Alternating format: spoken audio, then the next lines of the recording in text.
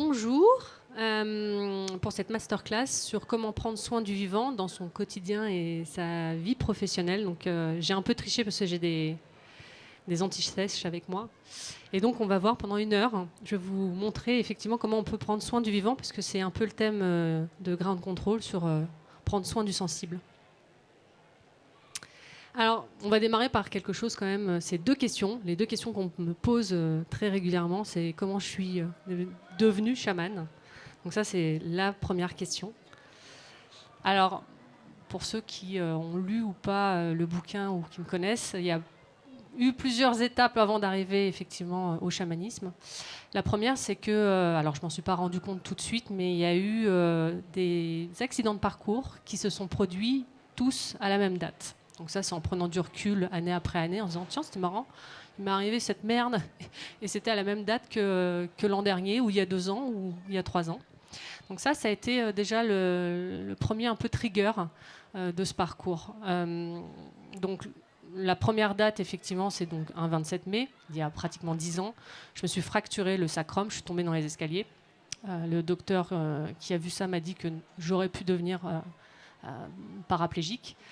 La seconde date, qui est toujours la même, un 27 mai, j'ai fait un énorme burn-out au point où j'ai demandé à être internée, puisque j'ai été paralysée du côté gauche. Je ne pouvais plus marcher, parler, bouger le bras gauche. D'ailleurs, on pensait que j'allais faire un AVC ou que je faisais une sclérose en plaques. Et le troisième, c'était toujours la même date. Et je suis passée à ça d'un cancer. À partir de là, j'ai des 30, 31, 32 ans. On se dit, bon, c'est pas un peu la vie qu'on devrait avoir à cet âge-là. Et je reprends contact avec des amis qui sont devenus chamans, qui ont tout appris, effectivement, au fin fond de l'Amazonie avec des chipibos. Et j'embarque avec eux aux États-Unis, pensant passer des vacances à manger des hamburgers. Pas du tout. J'ai testé en fait une petite cuillère d'ayahuasca et là j'ai compris qu'il y avait quelque chose quand même d'un peu plus grand que de simples visions, puisque j'arrêtais pas de voir dans la pièce des visions pour toutes les personnes qui étaient présentes à ce moment-là. Alors il y a eu beaucoup de cérémonies, il y en a eu à New York, il y en a eu à Los Angeles. Quand je suis rentrée chez moi, je me suis dit, bon, j'ai passé des vacances New Age, donc on reprend le travail, et en fait, pas du tout. C'est là où les ennuis ont commencé, et j'ai essuyé quand même pas mal on va dire, d'insomnie, au point où j'arrivais à l'époque chez TF1, en ayant 45 minutes de dodo dans les pattes. Donc là, pareil, on commence à se dire, bon, il y a quand même un truc qui va pas. Et de fil en aiguille, j'entends ces voix dans la nuit qui sont vraiment plus présentes et je me dis je vais aller voir la psychiatre qui m'avait suivi pour mon burn-out et puis je vais lui dire que je suis devenue psychotique, que je dois traverser, je suis sûre, une période psychotique. De toute façon, dans ma famille il y a des psychotiques, donc c'est sûr, je le suis. Et elle me rigole au nez et elle me dit non, pas du tout, on va se calmer, vous allez faire de la méditation et puis tout ira bien, Céline. Et donc je rentre chez moi, je fais une méditation et en fait je vois un jeune Mongol qui a l'âge entre 16 et 19 ans et qui me dit et qui me somme de venir les rejoindre en Mongolie. Et alors je me dis, bon, c'est un truc encore alambiqué, c'est pas possible. Et puis l'image reste quand même assez gravée et c'est assez incessant et je me mets en route. Alors il y a eu beaucoup de choses sur ce parcours, mais je me mets en route et surtout je le retrouve. C'est assez fou. Et je me dis, allez, je vais en Mongolie, je vais aller rencontrer ce jeune homme.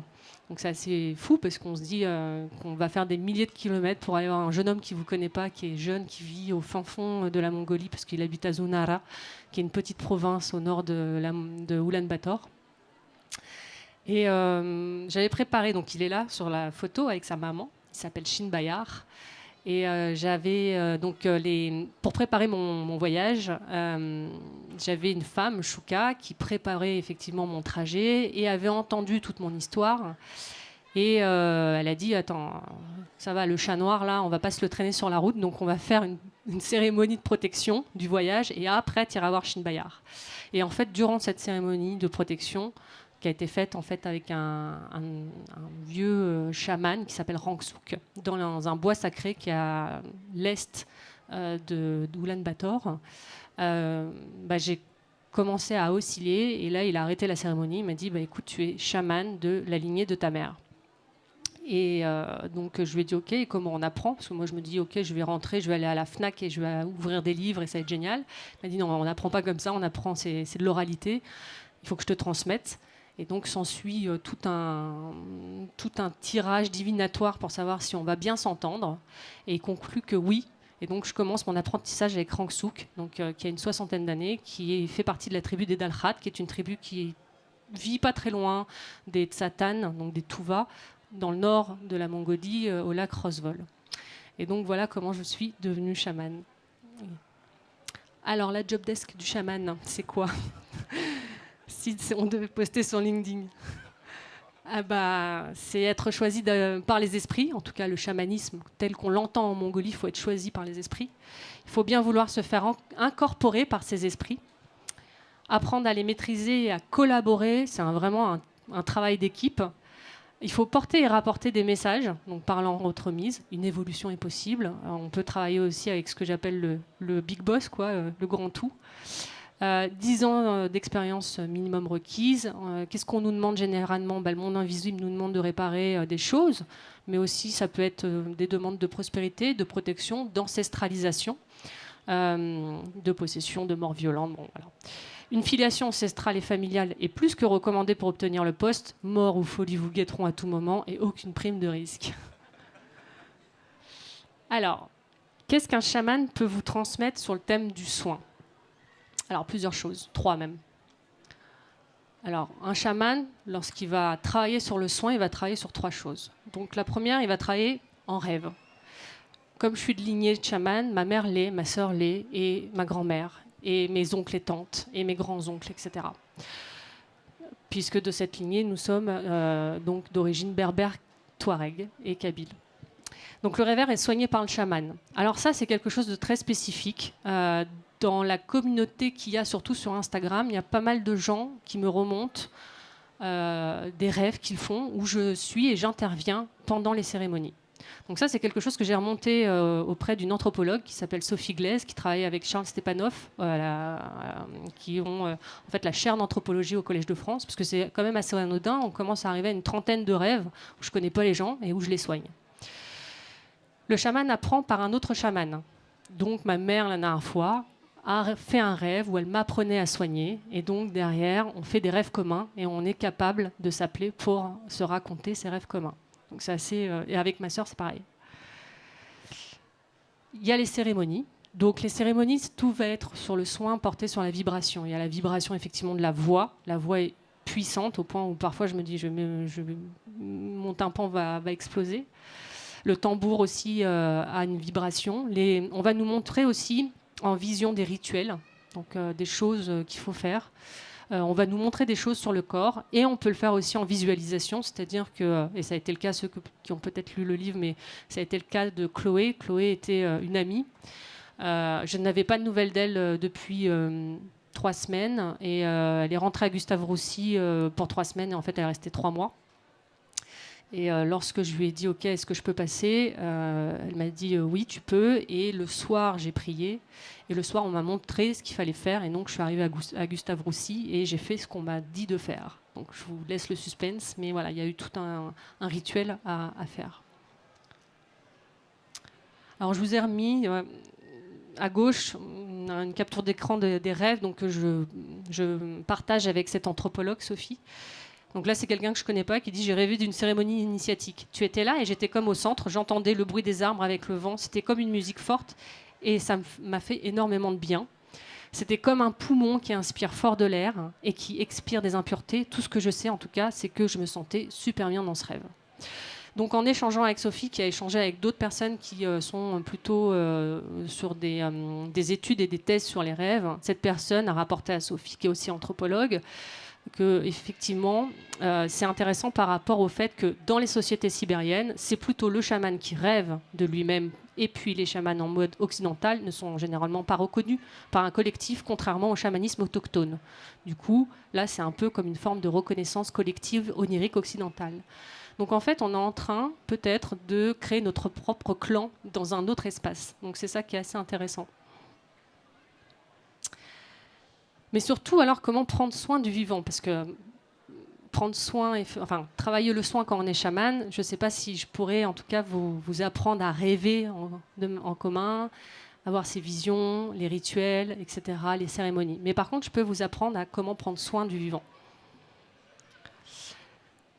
Alors, par l'animisme. Alors, je ne sais pas si vous avez déjà vu, entendu ce mot. Chamanisme, animisme sont souvent liés. Et l'animisme, en fait, c'est 3 mots. 3 mots-clés, c'est âme, lien, sacré. En fait, l'animisme vient du mot latin qui veut dire animus, anima, qui veut dire le souffle.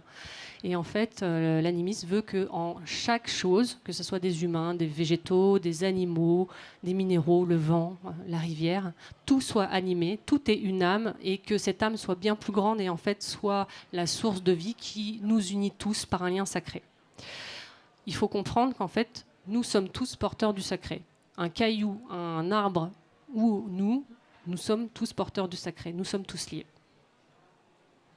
Alors, des animistes, il y en a 370 millions dans le monde, partout sauf en Occident. En fait, il y en a au Japon avec le Shinto, il y en a en Afrique, il y en a en Amérique du Sud, mais en Occident, à part les Amérindiens qui sont parqués, on ne connaît pas ce terme. C'est pour ça que c'est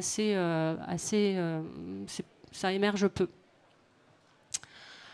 Alors, si on rentre dans le détail, l'âme, effectivement, je vous ai mis quelques photos.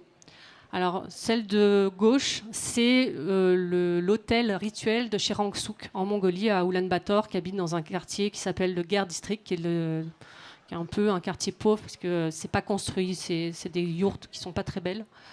Et en fait, on voit donc des petits personnages, donc c'est des angots, ce sont les esprits qui sont représentés, et donc c'est bien plus que des tissus en feutrine ou des tissus ou des peaux. Ce sont vraiment, même le costume qu'on voit, même le tambour, tout ça c'est animé, ça porte une âme, et tout ça est sacré. Au milieu, on voit Rangsook qui officie face à un arbre sacré. À droite, c'est Rangsook et moi, une des premières cérémonies où j'ai reçu un de mes premiers costumes, un de mes premiers tambours. Donc, pour dire que le tambour est aussi animé, la peau du tambour est animée. Et il y a d'ailleurs, pendant la cérémonie, une façon d'animer le tambour, pour qu'il passe de tambour-objet à tambour-objet animé, puisque la peau va s'animer de l'esprit de l'animal qu'on a effectivement tué et sacrifié. En bas à droite, ça ressemble à des tipis, mais en fait, ça s'appelle des hovos. Des fois, ils sont tout seuls, mais là, c'est complètement un sanctuaire de hovos. C'est chez Nketuya, dans le nord de la Mongolie.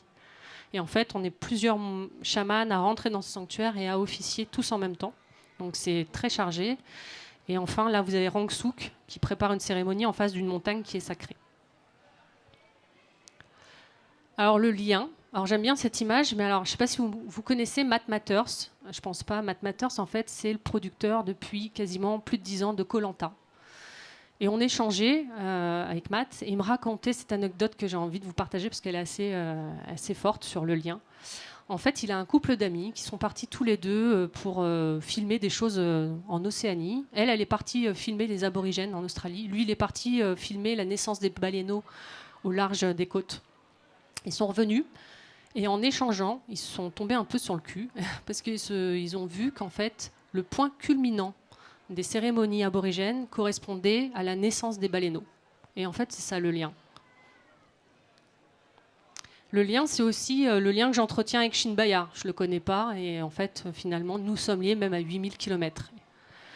Le lien, ça peut être, pour ceux qui ont lu, j'ai mis un arbre, mais ça, c'est un arbre, il est tout seul au milieu du désert. On est en plein désert du Sahara, en Algérie, près de la Libye. On perd des clés de 4x4 et c'est de les retrouver.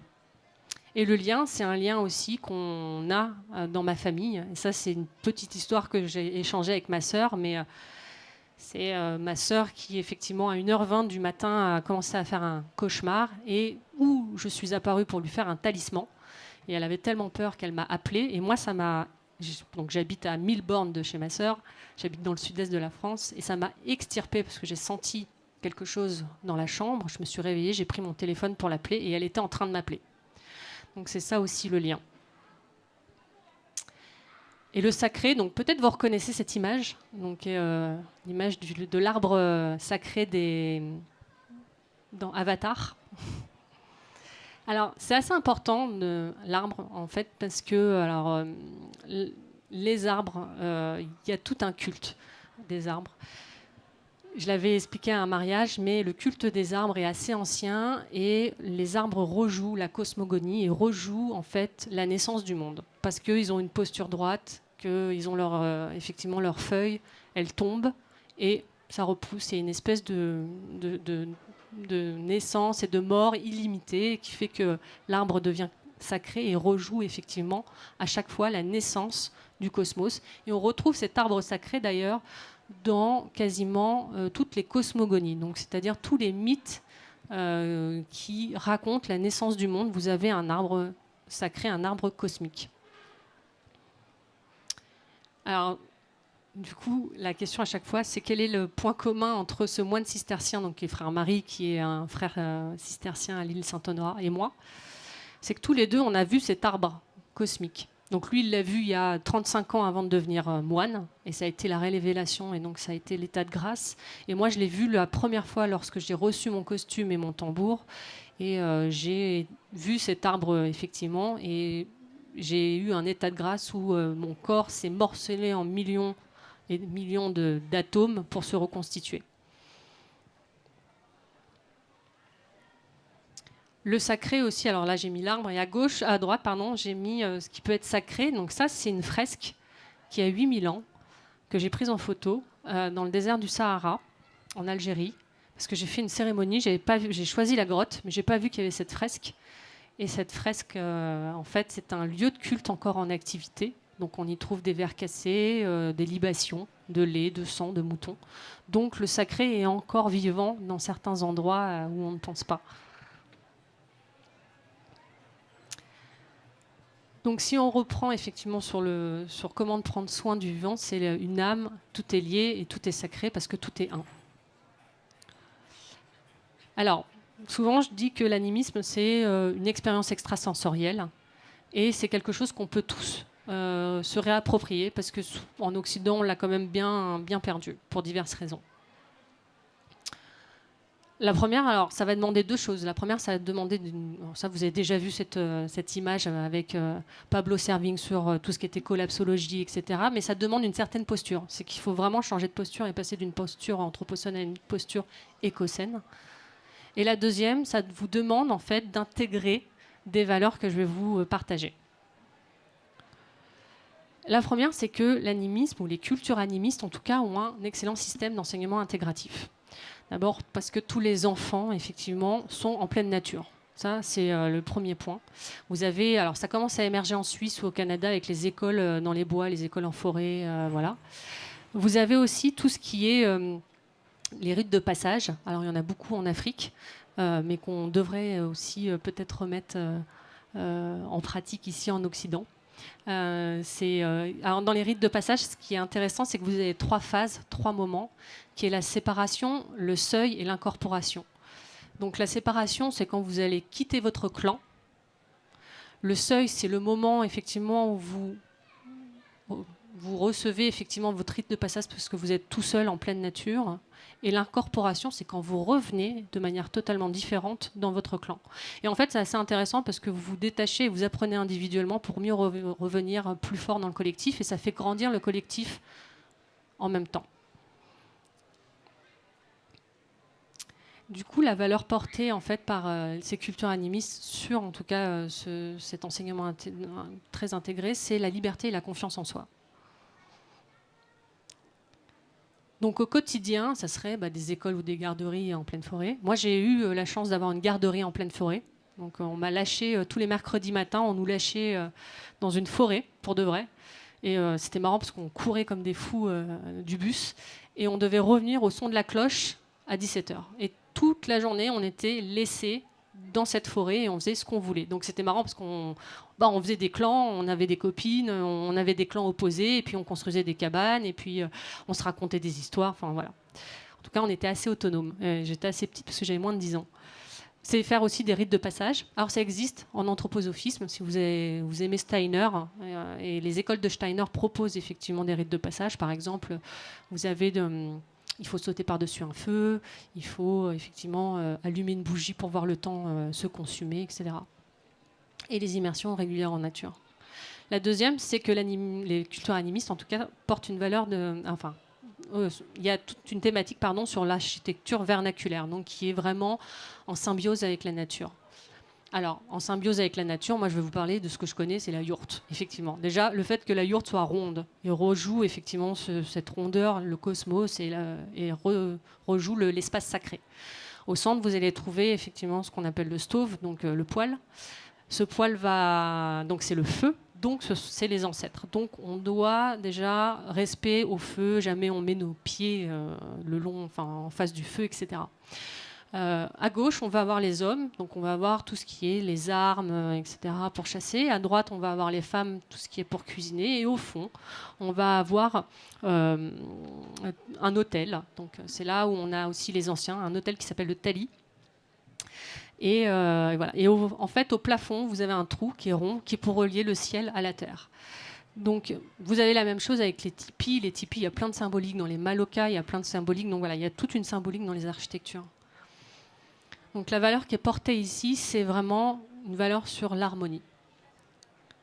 Et au quotidien, c'est repenser l'espace de votre habitat. Presque en feng shui, j'ai envie de dire. Sa symbolique intérieure. Donc à la maison, j'ai pas pris de photos, mais chez moi, effectivement, c'est pensé de cette manière. Au fond, j'ai mes esprits. Donc au fond, j'ai un énorme hôtel avec tous mes esprits, que ça soit sur les 2 étages. Et tout est organisé, en tout cas, de cette manière-là. Le feu, donc la cheminée aussi, tout est propre. Rien ne va obstruer, en tout cas, la cheminée. Je fais attention à tout ce que je fais rentrer aussi à la maison. Et si demain, je devais faire construire une maison, je ferais attention aussi à avoir un habitat qui n'a pas de colle, pas de produits chimiques, quelque chose qui soit aussi en osmose avec mon habitat, qui ne défigure pas, en tout cas, là où j'habite. Alors bizarrement, les cultures animistes, c'est un outil juridique. Je ne pensais pas parler ça ici, mais si effectivement on est tous égaux, en fait, on a tous les mêmes droits. Sauf qu'une montagne, elle n'a pas l'air d'avoir les mêmes droits que nous. Ou une rivière n'a pas l'air d'avoir les mêmes droits que nous. Et ça, alors il y a beaucoup de choses. Il y a des déclarations universelles qui ont été faites, des droits de la terre-mère, mais vous avez un travail qui est assez remarquable, fait et porté. Vous avez peut-être entendu parler de Valérie Cabane. Et elle rapporte effectivement cet exemple sur les Maoris qui depuis 1800 et quelques 72 en fait gueulent parce qu'en fait il y a un laboratoire pharmaceutique qui déverse pas mal de choses dans une rivière qui est une rivière sacrée et ils ont obtenu gain de cause en 2012 et l'État leur a reversé comme dédommagement 52 millions de dollars. Donc la valeur portée, ici, c'est vraiment protéger. Donc, alors ça part presque sur, au quotidien, c'est comment j'arrive effectivement à avoir quelque chose autour de la nourriture, de la viande, des industries textiles, des industries agroalimentaires, viticoles, bois. Alors les industries textiles, je vous donne un autre exemple. Si vous n'arrivez pas à vous projeter avec cet outil juridique, Valentino prend le motif Maasai sans leur demander. Biopiraterie, appropriation culturelle, personne ne reverse, personne ne rétribue. C'est aussi, alors c'est pour ça que j'ai mis le use case anima, mais c'est que par cette réflexion, je suis en train de monter, il est déposé, un label, donc c'est une marque collective, on appelle ça comme ça à l'INPI, un label qui s'appelle Anima, et qui demain permettra à tous ceux qui sont dans les industries textiles ou plutôt agricoles et viticoles de pouvoir ritualiser et de rétribuer. Donc demain, l'idée, c'est de ne pas couper n'importe comment les forêts ou de ne pas faire de l'agriculture n'importe comment, mais en tout cas de ritualiser, de demander, de faire un rituel pour demander et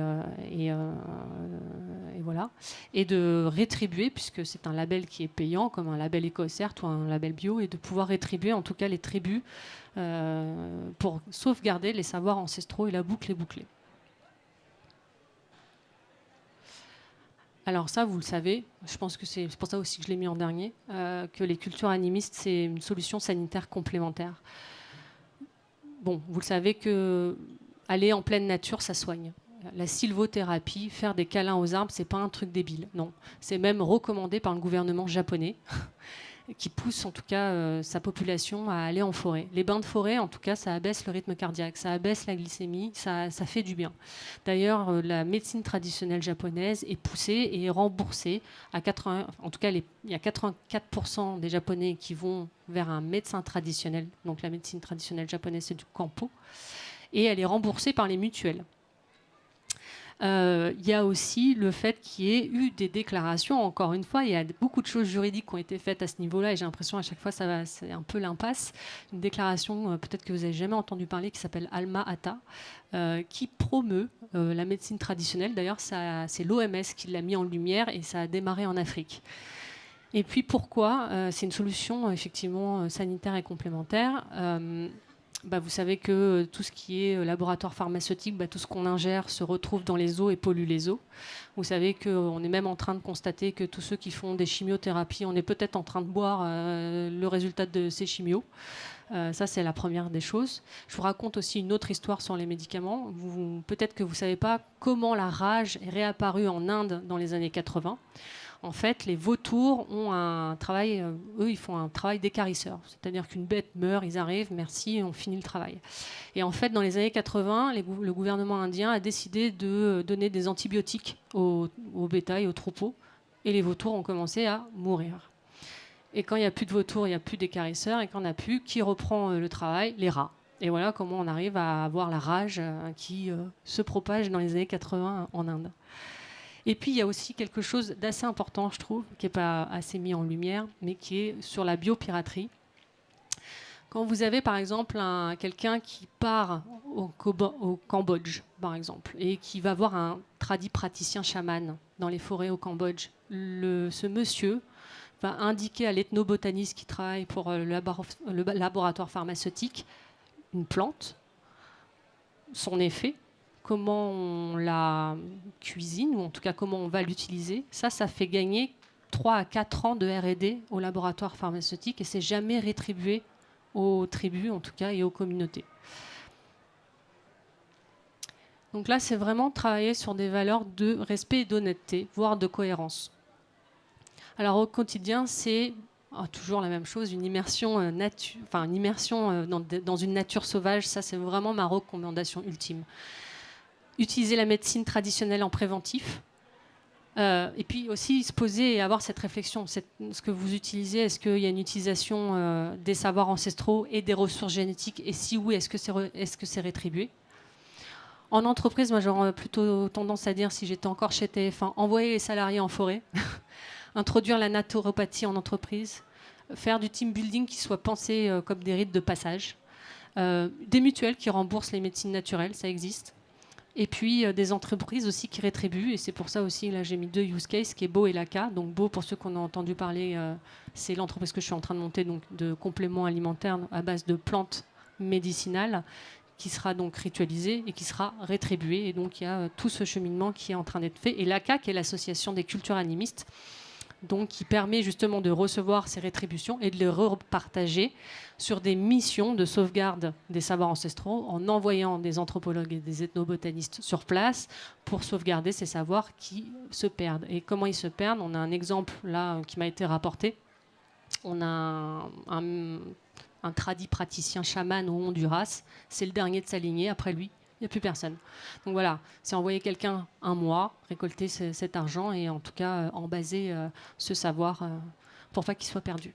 Parce que ce savoir, quand il est perdu aussi, c'est toute la biodiversité qui se perd aussi derrière, ça a été prouvé. Et enfin, c'est une philosophie écologique, même si j'aimerais que l'écologie ne soit pas un parti politique, mais c'est une certaine philosophie écologique. Alors, c'est assez marrant parce que vous avez peut-être vu... tous ceux qui sont dans des communautés, des tribus, qui sont praticiens ou pas, et qui sont chamans, sont dans l'action. Hong Suk, il a quand même créé un parti politique pour sauvegarder Moron, qui est sa ville qui est pas très loin du lac Roswell, parce qu'en fait, il y avait des industries minières australiennes qui voulaient forer le sol. Forer le sol est strictement interdit quand on est chaman. Donc tout ce qui est minier, tout ce qui est lithothérapie, normalement c'est interdit. D'ailleurs, quand on fait des cérémonies, toutes les mottes de terre qui sont retournées, on les retourne pour que la terre soit comme avant notre passage. Donc lui, il s'est battu et il a eu gain de cause. Donc il n'y a aucune industrie australienne qui a foré sa terre. Shin Bayar, lui, il a un papa qui est orpailleur. Donc il prie pour que les esprits ne se courroucent pas et protègent son père lorsqu'il va creuser effectivement le sol pour trouver de l'or. Et puis après, vous avez vu, il y a des marches à Brasileira, il y a des standing rock qui s'est soulevé, etc., etc. Donc là, vraiment, la valeur qui est portée, c'est l'action. Et au quotidien, c'est quand vous êtes en pleine nature, c'est vraiment d'avoir cette posture et de se dire que les montagnes, il faut les vénérer. Et c'est des divinités. Les rivières, c'est comme les veines de la terre. Et les forêts sont sacrées. Et puis, en entreprise, c'est essayer d'avoir aussi cette conscience de vénérer chaque chose et de trouver des alternatives quand c'est possible. Du coup, je vous avais dit que les cultures animistes, c'était un changement de posture. Et ça reposait sur des valeurs donc de liberté, de confiance, d'harmonie, de protection, de respect, d'honnêteté et d'action. Et tout ça repose effectivement sur quand même quelque chose de tout simple qui sont 3 alliances, en tout cas que moi j'essaye d'appliquer tout le temps. 3 alliances simples qui est l'âme, je change d'espace, le lien, je m'interconnecte, et le sacré, je resacralise mon environnement. Et il y a un exercice simple que je veux partager avec vous pour que vous y arriviez. C'est que vous fermez les yeux une fois par jour, vous vous imaginez face à un arbre, cet arbre cosmique par exemple, vous imaginez que son tronc s'ouvre comme un ascenseur, vous rentrez dedans. Vous vous retournez comme dans l'ascenseur pour appuyer et vous montez le long du tronc. Et normalement, vous arrivez à la cime de l'arbre et vous imaginez que vos bras poussent parce que vous êtes les branches effectivement de l'arbre et vous avez cette vision aérienne et vous pouvez même vous laisser faire bousculer ou danser par le vent. Et en fait, c'est ça aussi de faire un lien avec le tout. Merci.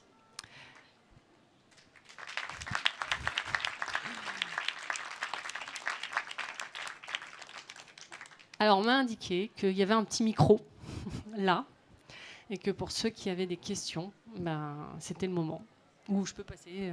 Voilà. Bon, tout est parfait, alors pas de questions. Si ? Ah. Merci, bonjour. Bonjour. Tout d'abord, merci. De rien. Parce que c'est un beau chantier, c'est plein d'espoir. Et je suis ravie d'être venue vous écouter. C'est gentil, merci. J'ai pas encore lu le livre, mais voilà, je vais le faire. Et, mais concrètement, en dehors de Beau et l'autre projet, comment vous allez mettre ça en action ?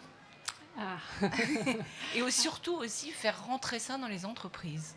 Bonne question. Alors, Beau, c'est un travail, on va dire, à double face. Le premier, il est concrètement très, très similaire à monter une boîte. Je monte une boîte qui va créer des compléments alimentaires, etc.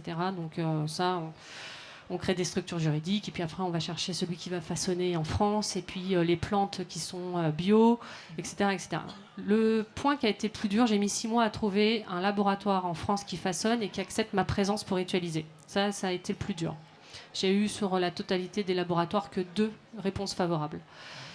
La deuxième, c'est que dans la liste des plantes médicinales qui sont accordées en vente ici en France, il y a très peu d'équitables. Donc c'est compliqué de dire ok, comment j'arrive en plus à rétribuer, voilà. Donc est-ce que je monte un fonds, est-ce que je dis comme tout le monde je vais mettre 1% pour... Donc j'ai créé à côté l'association qui est le réceptacle de la rétribution de Beau. Ça, c'est 2 choses. L'association, effectivement, ça, il va falloir à un moment donné que j'ai 6 bras ou des personnes qui m'aident. Mais l'association récolte, elle, des fonds, en tout cas pour rétribuer et envoyer des anthropologues ou des ethnobotanistes par plusieurs manières. Donc, c'est divisé en 3 tiers. Ça fonctionne exactement, en fait, comme les moines de l'abbaye de Lérins. C'est qu'il y a un premier tiers qui est pour tout ce qui est services cultuels. Donc il y a des services cultuels privés, publics, etc. Je suis en train de définir un calendrier, il me faut un lieu, voilà. Ensuite, il y a un tiers qui est pour le défraiement des chamans lorsqu'ils se déplacent. Et après, il y a un tiers qui est réservé dans cette association pour envoyer les anthropologues et les ethnologues en mission. Voilà. Et Anima va vivre sa vie tout seul. Pour l'instant, il sera apposé sur les produits. Donc c'est un label, comme un label bio, EcoCert. Il est déjà fait, il est déjà déposé. Il y a quelqu'un dans la salle ici qui m'a aidé à le déposer. Parce que c'est pas une mince affaire de déposer ça sur l'INPI. Il a sa structure juridique. Et puis, je vais être un crash test pour mes propres produits. Et puis, si effectivement d'autres filières s'ouvrent pour avoir ont envie d'avoir ce label sur leurs produits, pourquoi pas. Je pense que le secteur viticole serait approprié, puisqu'on voit fleurir sur les vins bio, sains, des labels comme Déméter. Donc je pense que ça serait les filières les plus... ou des filières textiles qui utilisent du chanvre, du coton. Voilà. Et sur le chanvre, on est en train de... Donc sur Beau, on a les plantes médicinales.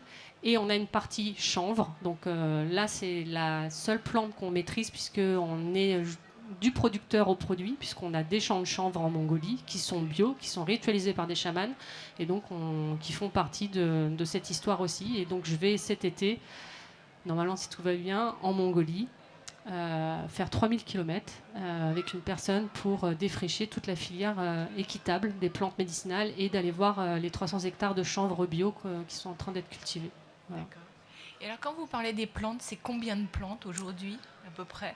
Là, je vais lancer, donc ça va pas être énorme, mais j'aimerais lancer une douzaine. Donc c'est une douzaine, donc ça sera quelque chose que vous retrouvez sur le marché, parce qu'on est assez contraint par le marché français, donc on peut pas, entre les plantes qui existent, les plantes qui existent depuis 92 et donc qui sont des novel food, c'est assez compliqué comme marché, mais voilà, on est en train de travailler ça, donc normalement une douzaine.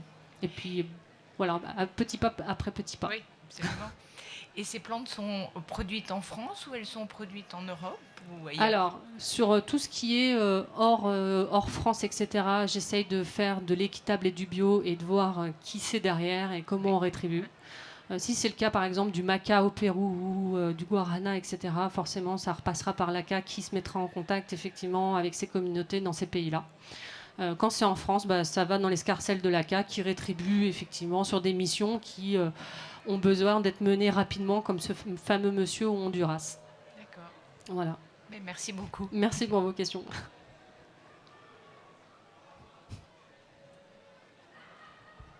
Alors bonjour. Bonjour.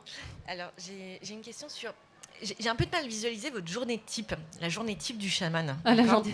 Alors, le job desk. Voilà, au-delà de la job desk, il y a cette question-là. Et j'ai une question sur les rites, notamment les rites de guérison. Vous faites part notamment du fait que vous recevez des messages sur Instagram de gens qui disent qu'ils rêvent de vous, etc. J'ai bien conscience qu'on est tous interconnectés, qu'il y a un lien très fort entre tous les êtres humains, mais je suis assez curieuse et j'aimerais savoir... est-ce que vous décidez de guérir quelqu'un? C'est quelque chose qui vous est commandé? Ou est-ce que vous pouvez choisir personnellement de guérir tous les gens que vous voulez autour de vous? Comment ça fonctionne concrètement pour vous? Deux choses.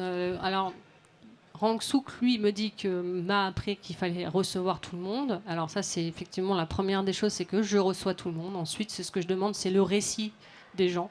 Et en fonction du récit et de ce qu'on m'indique à ce moment-là, c'est ce que m'indiquent mes esprits, je peux le faire ou pas. Je peux pas tout faire, sinon je serais la Vierge Marie. Mais voilà, si je peux le faire, j'ai des indications très précises et c'est quand même assez... le protocole est assez précis, que ce soit en termes de phrasé, de prières, de rites à accomplir, de choses à faire, d'imposition des mains. Si je peux pas le faire, je peux pas le faire. Parfois, je me suis aussi souvent entendue dire que c'était aussi parfois des béquilles. Il y a 2 personnes, je pense notamment, qui étaient vraiment mal. Et ça a été plus une béquille avant la fin. Donc ça les a vraiment aidés, mais bon, finalement, ils sont partis. Et là, je me dis, bon, quand c'est l'heure, c'est l'heure. Donc parfois, faut pas intervenir, c'est comme ça. Donc c'est là aussi que mon rôle intervient dans le sens où je dois faire accepter à l'autre qu'on ne peut pas tout soigner et qu'on ne peut pas être là tout le temps parce qu'il y a des histoires qui doivent se finir et elles se finissent parce qu'elles se commencent ailleurs. Et ensuite, si vraiment je ne peux rien faire, j'ai dans ma communauté d'autres personnes qui le font mieux que moi ou parce que leurs esprits ancêtres seront mieux calibrés que moi et je renvoie la balle sur quelqu'un d'autre. Donc concrètement, ce n'est pas lié à la personne qui vient vous voir, mais c'est plus lié, en fait, votre impossibilité est générée par le fait que le problème qu'a cette personne, vous pouvez pas le gérer, mais ça a rien à voir avec finalement, comment vous le vivez de l'intérieur. Tout le monde. D'accord, mais j'en en parle là. C'est pas vous faites pas en fonction de la personnalité de la personne. Non, pas du tout. C'est pas, non, mais ça marche pas comme ça en fait. On est d'accord. C'est juste par rapport au problème qui est soumis donc par cette personne. Ok, d'accord. Merci. Ouais. Ok. Plus de questions. Une dernière question. Non. Vous osez pas. Bon. Bah merci. Merci.